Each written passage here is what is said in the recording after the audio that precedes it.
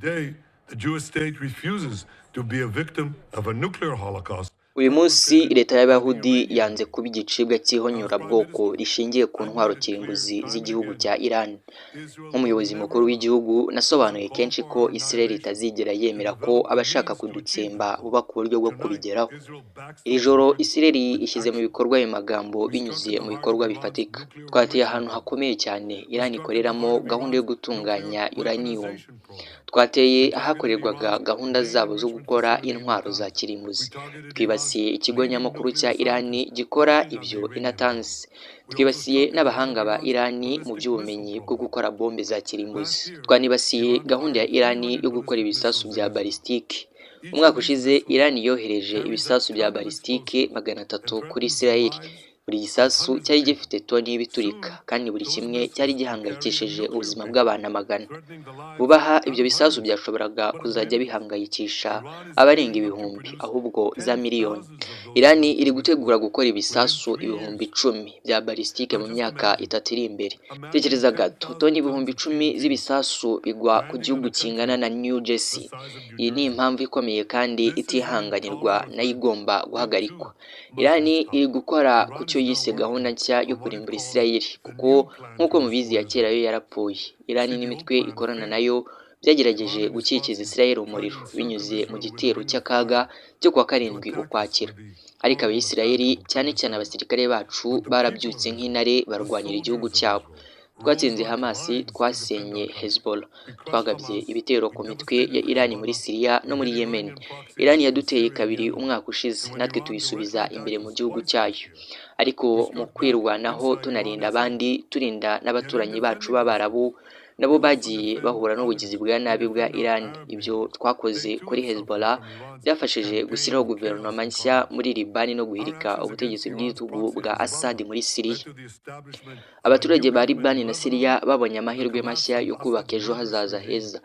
N'abaturage b'intwari ba Iran nabo bafite ayo mahirwe kandi bafitiye ubutumwa.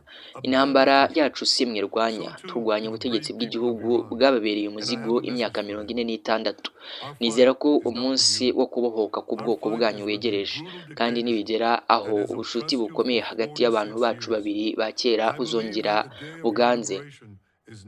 Ndashaka guhumuriza amahanga akunda amahoro. Nta na rimwe tuzemera ubutegetsi bwa Iran ko bubona intwaro zica urusorongo, kuko Iran yifuza guha intwaro imitwe y'iterabwoba. Ibyo byatuma ibitero by'iterabwoba bya kirimbuzi bibaho mu by'ukuri. Uburyo ibisasu bya Iran bigenda birushaho kugira intera ndende bishobora gutuma ibyago byo guterwa intwaro kirimbuzi bigera i Burayi bikagera no muri Amerika. Iran yita Israel shetani ntoya, Amerika nayo ikayita shetani nkuru. Imyaka myinshi ishize iyoboye abantu babarirwa muri za miliyoni baririmba ngo urupfu kuri Israel, urupfu kuri Israel. Uyu munsi Israel asubiza ayo magambo arimo umugambi wo kurimbura ab'isi binyuze mu bikorwa no mu ijwi ryacu. Izahoraho Israel, izahoraho Amerika. Ibyo dukora uyu munsi bizatuma isi iba ahantu harushijeho kuba hizewe. Ndashimira Perezida Donald Trump ku buyobozi bwe mu guhangana n'umushinga wa kirimbuzi wa Iran. Yavuze kenshi ko Iran idakwiye kugira gahunda yo gutunganya uranium. Ubu bigaragara ko Iran iri gukina ku gihe. Iran yanga kwemera amahoro amahanga asaba. Niyo mpamvu nta yindi nzira dusigaranye uretse kugira icyo dukora, kandi tukagikora. Icyemezo gikomeye kurusha ibindi umuyobozi afata ni uguhagarika ibyago mbere y'uko bisakara. Hashize hafi imyaka 100 abayobozi ba kiriya gihe bananiwe guhagarika abanazi hakiri kare. Bari barashigeshwe n'intambara ya mbere y'isi. Bashakaga kwirinda indi ntambara yose bashoboye, ariko ibyo byatumye habaho intambara mbi kurushaho. Bagiye mu mugambi wo gushimisha umwanzi, bikinga amaso n'amatwi ku bimenyetso byose. Ibyo byananiwe gufata icyemezo, bituma habaho intambara ya kabiri y'isi yishe abantu benshi kurusha izindi. Yishe abarenga miliyoni 60, harimo miliyoni 6 z'Abayahudi, 1/3 cy'ubwoko bwanjye. Nyuma y'iyo ntambara ubwoko bw'Abayahudi n'igihugu cyabo baravuze bati ibyo ntibizongera kubaho. Nese ntibizongera kubaho ni iki gihe? Uyu munsi Israel yerekanye ko twize amateka. Bibiliya yigisha ko nihagira ugutera kugira ngo akwice uzahaguruka ukamwica mbere. Uyu munsi Israel yakoze ibyo. Twahagurutse nk'intare twirwanaho. Imyaka 3000 ishize Mose yahaye Abisirayeli ubutumwa bwabereye urumuri kugeza ubu. Yarababwiye ati mube intwari kandi mube abanyamaboko. Uyu munsi abasirikare bacu n'abaturage bacu bahagaze nk'abantu b'intwari barwanira ubuzima bw'igihugu cyabo. Mu kwirwanaho turarinda n'abandi kandi turasubiza inyuma ubutegetsi bw'igitugu bwica. Mu myaka iri imbere amateka azandika ko inyenyeri y'iki gihe yahagurutse ku gihe, igakora igikwiye, igakingira ahazaza hacu twese. Imana iha umugisha Isirayeli, Imana iha umugisha ingabo z'amahoro ku isi hose. Murakoze.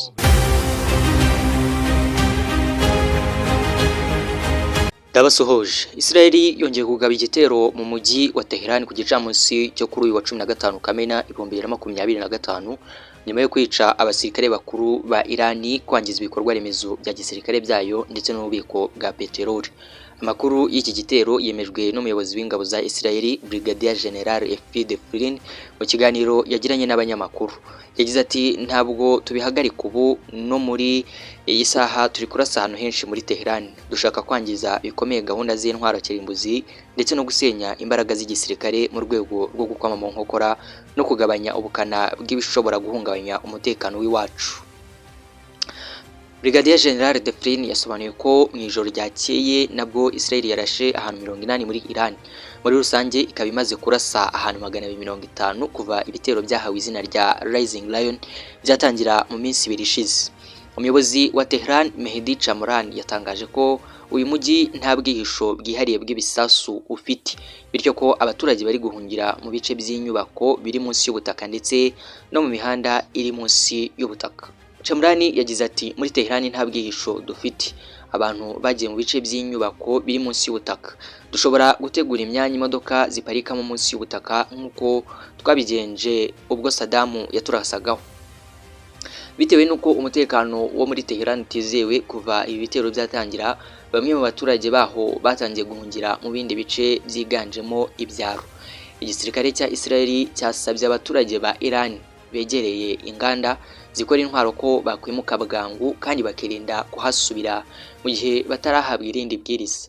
Mu mijyi itandukanye yo muri Israel naho umutekano ntiwizewe kuko hari impungenge ko Iran nayo ikomeza kuyirasaho yihorera nk'uko yabigenje bwa mbere. Ubwongereza bwabujije abenegihugu babwo kujya muri Israel.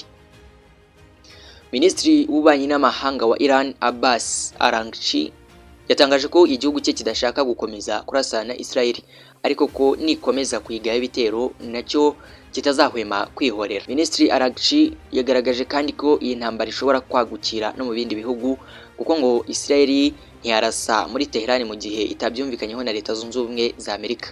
Yagize ati ntabwo dushaka kwagurira intambara mu bindi bihugu cyangwa mu kandi karere keretse niduhatirizwa kubikora. Ku 13 Kamena Iran yagabye igitero gikomeye cyo kwihumura kuri Israel cyangije ibikorwa remezo bitandukanye mu mijyi irimo Tel Aviv, Haifa na Bat Yam. Hapfa abaturage 13 nk'uko Leta Israel yabyemeje.